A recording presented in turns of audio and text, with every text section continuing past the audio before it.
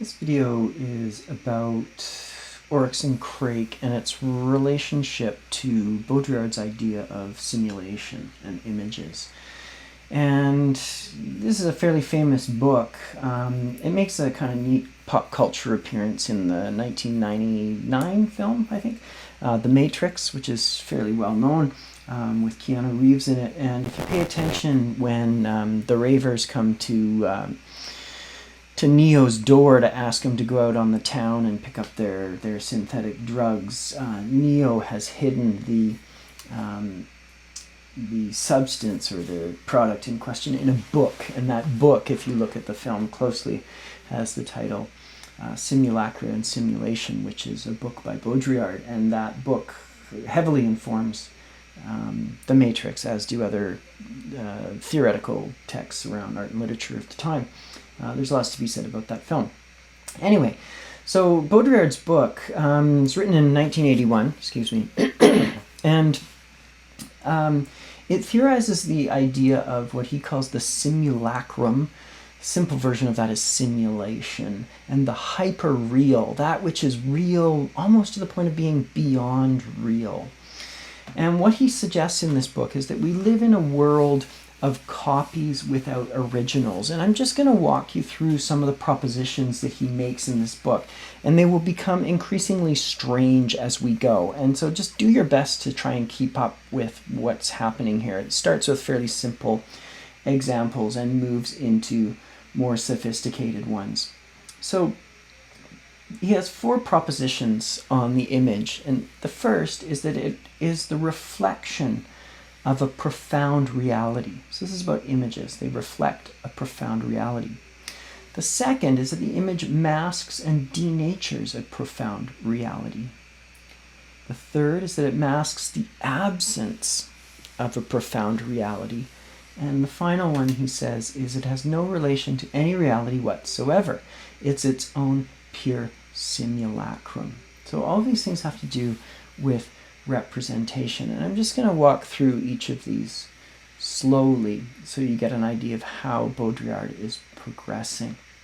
So the first, the image is the reflection of a profound reality. So this is our simplest understanding of representation, probably what most of us think about on a daily basis. That is, the image reflects the reality. So I can show you a picture of my dog and say, that's my dog. And you go, oh, that's Roger's dog, right? Or, people will show you, this is the food I made last night or whatever. That the image imitates the original as closely as possible. Photographs are great examples of this. So it's a copy of the original. And so the signifier, the sign, relates to the signified, the thing. Okay? So in other words, the representation is correct, it's accurate, and it's adequate. This is my dog, and you might see my dog tomorrow on the street and go, I know that dog, that's Roger's dog. Okay, so there's an easy one-to-one correspondence. The second one gets a little more complicated.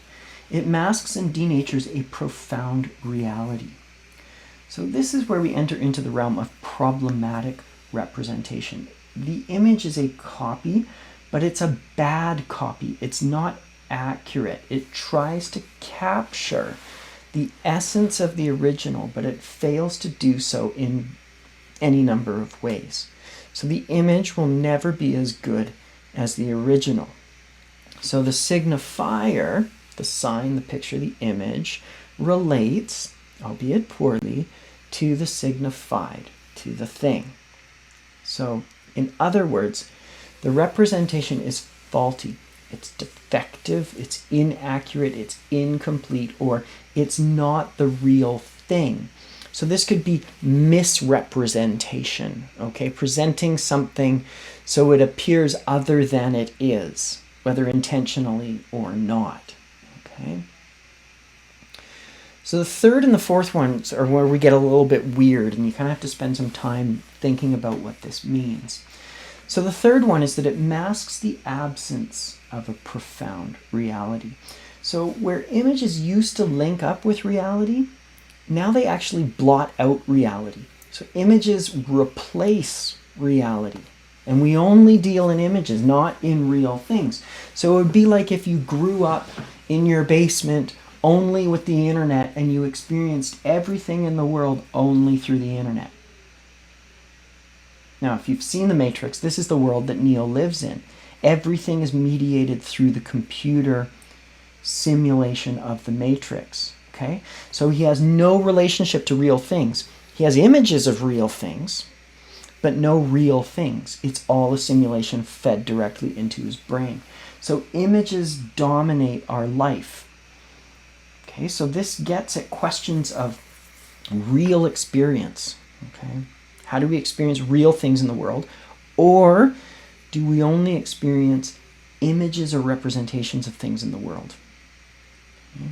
And there's kind of a range here that we can talk about where, if we go to a restaurant, we've heard great things about the food there, the hamburger, for example. We're like, oh, it's the best hamburger ever. And people tell you about how great this hamburger is. And you go in there with these expectations, these ideas. You've been told representations about this burger and how good it is. And then you eat it and you're like, not as good as I thought it was, right? So you have an expectation, an image, an ideal, a representation, and then you have the real thing. Does it live up to that expectation?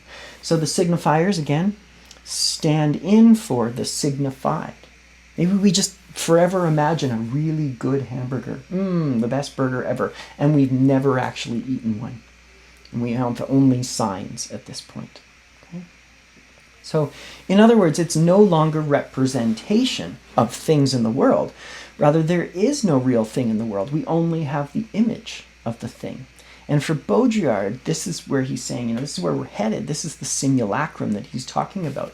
Are we living in a world that's so heavily dominated by images that we're losing touch with reality? And the fourth one is that the image has no relation to any reality whatsoever. So images now begin to build upon images. And we construct our reality in relation to our storehouse of stock images. Okay? So all we've ever experienced are images. Okay? So for example, we compare our lives to television or to celebrities, okay, who are not real or grounded in any reality principle. They're just caricatures, they're representations.